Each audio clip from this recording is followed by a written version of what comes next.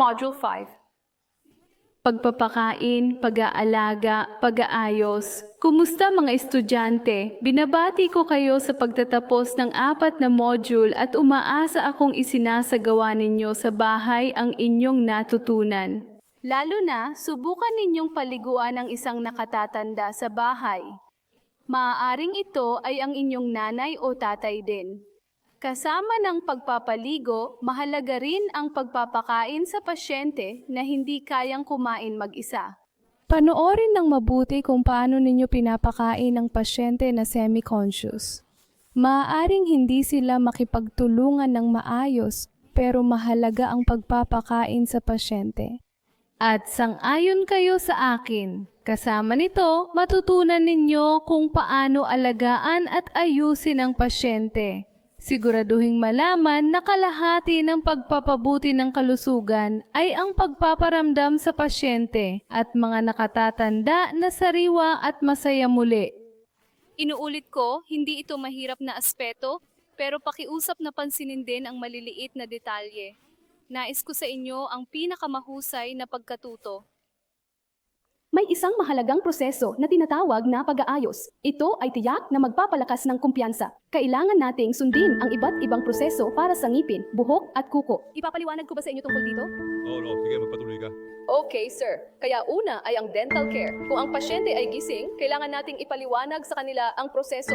Pagkatapos ay kumuha ng tuyong tuwalya at ilagay ito sa likod ng kanilang dibdib. Pagkatapos ay itaas ang kanilang ulo ng hindi bababa sa 45 degree o higit pa. Kung walang mouthwash, maaari mong gamitin ang toothpaste. Dapat mo silang tulungan sa paglilinis ng kanilang ngipin ng maayos sa pamamagitan ng pagbuo ng hugisi hanggang sa kanilang gilagid. Sa tuwing gagawin natin ito, kailangan nating ipag-gargle ang pasyente at linisin ang kanilang bibig. Dapat itong ulitin ng 2 beses. Okay, para sa mga pasyenteng walang malay? Pareho rin ang ginagawa sa kanila, pero ang mga pasyenteng walang malay ay kailangang ilagay lamang sa isang gilid at kailangan nating ilagay ang basin vessel sa ilalim ng kanilang baba. Dahil kailangan nating pindutin ang kanilang baba upang matulungan silang buksan ang kanilang bibig at ang parehong proseso ng gising na pasyente ay susundin dito. Pagkatapos nito, maglalagay tayo ng moisturizer sa mga labi ng pasyente upang mapanatili itong moisturized, okay? Okay, susunod. Mga proseso sa buhok. Upang mapanatili ang tamang kalinisan, kailangan nating hugasan ang kanilang buhok, hindi araw-araw, kundi lingguhan bago makipag-ugnayan sa kanila. At kailangan din nating hugasan ang ating mga kamay gamit ang sanitizer at magsuot ng guwantes at pagkatapos ay kumuha ng maligamgam na tubig, mga 115 degree Fahrenheit, at suriin ang temperatura gamit ang iyong mga siko. Pangunahing kailangan nating maglagay ng mga tuwalya sa ilalim ng balikat ng pasyente. Mas mabuti pang magkaroon ng waterproof na kama. Kailangan nating balutin ng tuwalya ang kanilang leeg at ilagay ang basin vessel sa ilalim ng kanilang baba at pagkatapos makumpleto ang lahat ng mga prosesong ito, isawsaw ang tuwalya sa tubig at pigain hanggang wala ng tubig sa tuwalya at ilagay ito sa kanilang mga mata. Sa ganitong paraan, dahan-dahang simulan ang pagmamasahe sa kanilang mga mata. Pagkatapos ay ibuhos ang ilang tubig sa ulo ng pasyente at kumuha ng shampoo para magmasahe. Pagkatapos ay huhugasan natin ito at maglalagay ng conditioner kung kinakailangan. Pagkatapos linisin ang countertop, kailangan nating patuyuin ang kanilang buhok. Pagkatapos ay ilagay ang unan sa likod ng kanilang ulo at pagkatapos ay magsuklay. Bago dumating ang mga bisita sa umaga o hapon, kung kinakailangan, maaari nating sundin ang mga prosesong ito. Kapag ang pasyente ay humiling ng pag-aalaga sa buhok, kailangan nating gawin iyon. Halimbawa, kung ang pasyente ay hindi makapagsuklay ng kanilang buhok. Kung gayon ay tutulungan natin silang magsuklay ng kanilang buhok at mag-aalaga ng buhok. Ito ay magpapabuti sa kanilang kabuuang sirkulasyon ng dugo. Bukod dito, ang paglalagay ng langis sa tuktok ng ulo at pagsusuklay ay mas maganda pa. Upang magsuklay ng epektibo, kailangan nating magsuklay mula sa dulo ng kanilang ulo hanggang sa dulo ng kanilang buhok. Kung ito ay kulot o tuyo, mayroon tayong iba't ibang proseso para sa lahat ng uri ng buhok at palaging gumamit ng suklay na may malalaking ngipin na magsisimula tayong magsuklay mula sa ibaba pataas. Ang hairstyle ay dapat itakda ayon sa kagustuhan ng pasyente. Okay, ano ang gagawin natin pagkatapos ng proseso? Susunod ay ang pag-aalaga ng kuko. Ang regular na pag-aalaga ng kuko ay kinakailangan dahil ito ay maglalayo sa kanila mula sa anumang mapanganib na bakterya at ang pag-aalaga ng kuko ay mahalaga rin para sa mga pasyenteng may diabetes. Bago simulan ang proseso, kailangan nating hugasan ang ating mga kamay, magsuot ng guantes, magkaroon ng kidney tray, basin vessel, at nail cutter. Para sa layunin ng paglilinis, kailangan natin ng tissue paper. Pagkatapos maligo, isawsaw ang mga kuko sa maligamgam na tubig ng hindi bababa sa 10 minuto. Pagkatapos nito, Tuyuin ang lahat ng tubig mula sa mga daliri. Pagkatapos ganap na matuyo ang iyong mga kuko at daliri, kumuha ng orange stick upang linisin ang lahat ng dumi. Pagkatapos ay linisin ang stick gamit ang paper towel at gawin ang pareho sa lahat ng iba pang mga kuko. Ito ang pangunahing proseso para sa bagay na ito. Pagkatapos ng paglilinis, dahan-dahan at maingat nating puputulin ang lahat ng mga kuko. Pagkatapos ay maglagay ng lotion sa mga kamay ng pasyente. Ang prosesong sinabi ko ngayon ay hindi lamang para sa mga daliri sa kamay, kundi ito rin ay para sa mga daliri sa paa. At pinakamahalaga, dapat tayong maging maingat habang pinuputol ang mga kuko sa kanilang paa. Ngayon sabihin mo sa akin, ano ang iba pang mga proseso? Sa wakas, ang proseso ng pag-aahit. Sa lahat ng nabanggit, ang pag-aahit ang pinakamahalagang proseso na ginagawa para sa ating mga pasyente dahil Ang pag-aahit ay maaaring makatulong sa kanila na mapalakas ang kanilang kumpiyansa sa sarili at magparamdam sa kanila ng mas mabuti. Habang nag-aahit, dapat tayong magsuot ng guwantes sa ating mga kamay. ang ilang tao ay maaaring dumugo ng mabilis, kaya gamitin ang talim na mas gusto ng pasyente mismo. Halimbawa, kung ang pasyente ay handang sumunod sa mungkahi ng doktor, maaari nating gamitin ang razor blade. Kung binanggit nila ang paggamit ng electric blade, hindi dapat maglagay ng kahit isang patak ng shaving cream doon. Okay, maaari mo bang ipaliwanag pa ito? Una, kailangan nating hugasan ang ating mga kamay at magsuot ng guwantes. Pagkatapos ay kolektahin ang lahat ng kinakailangang bagay tulad ng razor o electric razor, shaving cream, tuwalya, ilang tubig sa basin vessel, lotion, ATVP. Halimbawa, kung ang pasyente ay nais manatili sa kama habang inaahit sila, dapat nating tiyakin na sila ay komportable. Pagkatapos ay ayusin ang taas ng naaayon, siguraduhing nakalak ang mga preno ng kordon. Halimbawa, kung ang pasyente ay nasa wheelchair, kailangan nating ilak ang mga preno. Ang taong nag-aahit sa kanila ay hindi dapat umasa sa pasyente mismo. Kailangan nating maglagay ng tuwalya na sumasakop sa kanilang mga balikat hanggang sa kanilang dibdib. Kung ang pasyente ay kayang mag-ahit ng sarili, maaari nilang gawin ito. O kung hindi, maaari silang humingi ng tulong. Depende ito sa pasyente. Naiintindihan mo ba? Okay. Kailangan nating suriin kung matalas ang mga talim ng razor. Kung ang mga talim ay hindi matalas at mapurol, maaari itong magdulot ng pangangati ng balat at pagdurugo. Kailangan nating linisin ang kanilang mukha gamit ang maligamgam na tubig hanggang sa kanilang liig dahil makakatulong ito na palambutin ang kanilang buhok. Kung gagamit ka ng electric blade, linisin ng maayos ang kanilang mukha bago mag-ahit gamit ito. Pagkatapos ay maaari mong simulan ang proseso. Okay lang bang gumamit ng normal na razor para sa mga pasyente? Para sa kanila, kailangan nating maglagay ng shaving cream sa buong bigote at balbas nila.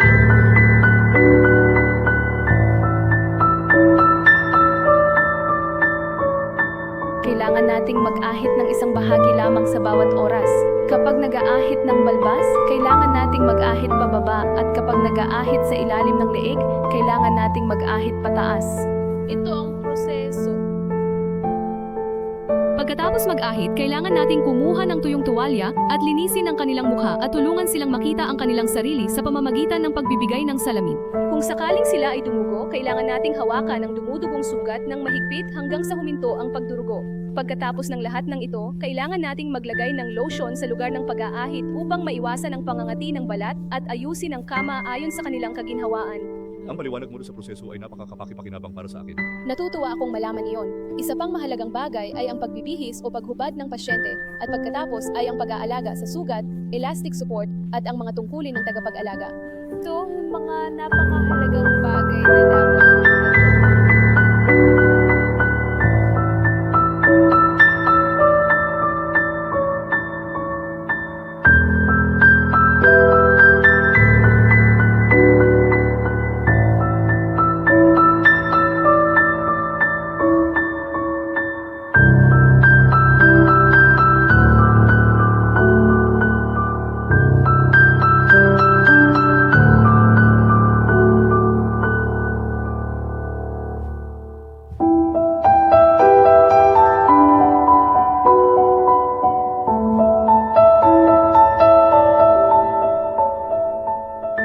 Una, tingnan natin kung paano dapat gawin ang pagbibihis. Hindi kinakailangan ang madalas na pagbibihis at paghubad ng pasyente dahil ito ay magdadagdag ng trabaho.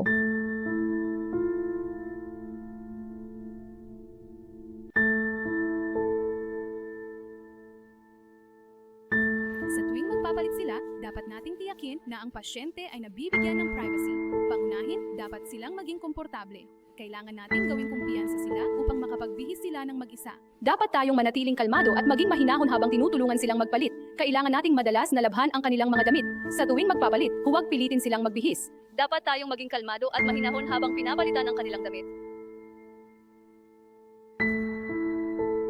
Isa pang mahalagang bagay, una, ang sugatang bahagi ay dapat bihisan muna at ang pagtanggal nito ay dapat ang huling hakbang.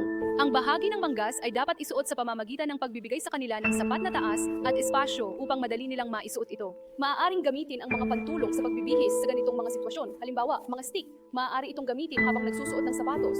Ilang uri ng mga damit ang mas gusto? Ang mga damit na kanilang isinusuot ay dapat maluwag. Hindi ito dapat masikip dahil hindi sila makakagalaw ng maayos. Mas mainam kung ang kanilang pang-itaas ay may bulsa kaysa sa kanilang pang-ibaba. Ito ang magiging perpektong kasuotan para sa kanila. Mas mainam na piliin ang mga pantalon na may velcro dahil maaaring maging problema ang paggamit ng zipper. Pagkatapos, ang material ay dapat na koton. Ayos lang ba?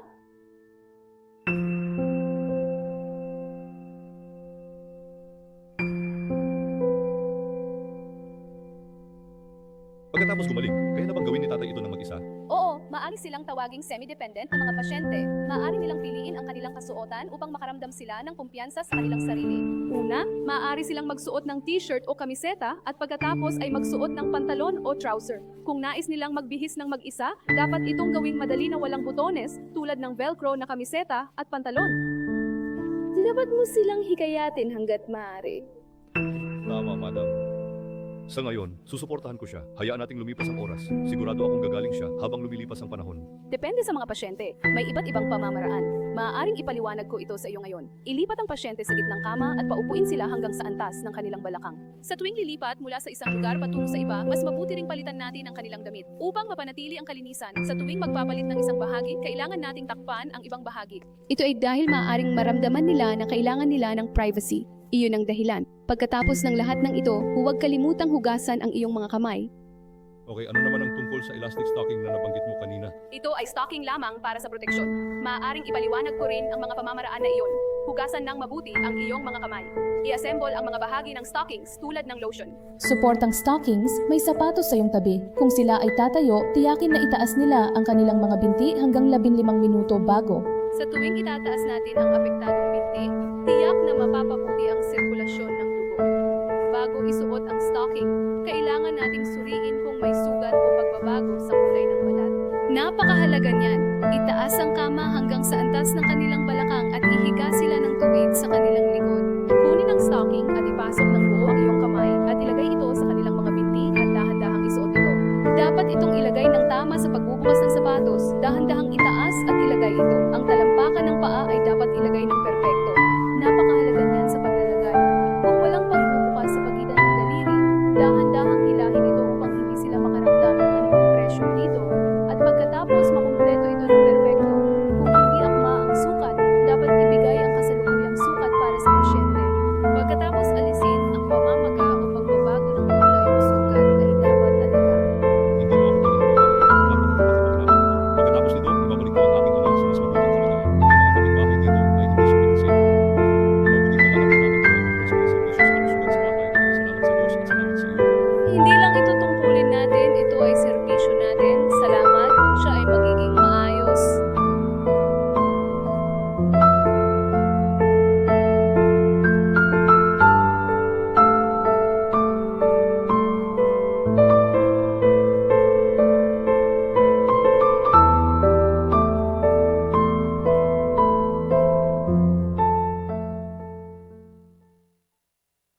Hoy, nag-enjoy ka ba sa module na ito? Ang isang mabuting estudyante ay paulit-ulit na manunood, mag-aaral, magtala at isagawa ang kanilang natutunan. May kasabihan sa China na nagsasabing, kapag narinig ko, maaaring makalimutan ko. Kapag nakita ko, naaalala ko, ngunit kapag ginawa ko, naiintindihan ko. Ang propesyon ng pag-aalaga ay hindi isang araw na gawain. Habang mas masigasig kang nagsasanay, magiging mas mahusay kang profesional at mamahalin mo ang trabahong ito. Pagkatapos mong manood ng ilang beses, kunin ang pagsusulit, Ikaw ay tatanungin para ikaw ay makasagot. Ang mga pagsusulit na ito ay upang matiyak na natutunan mo ito ng maayos. Tulad ng alam mo upang makausad sa susunod na mga module at makumpleto ang 12 module at higit pa at makuha ang sertipiko. Kailangan mong ipasa ang mga pagsusulit na ito at maging matagumpay na home healthcare aide. Kami, bilang SVP Vishwa Vidyapat, nais naming maging matagumpay na propesyon sa iyong buhay. Salamat sa ganap na pag-aaral ng module na ito.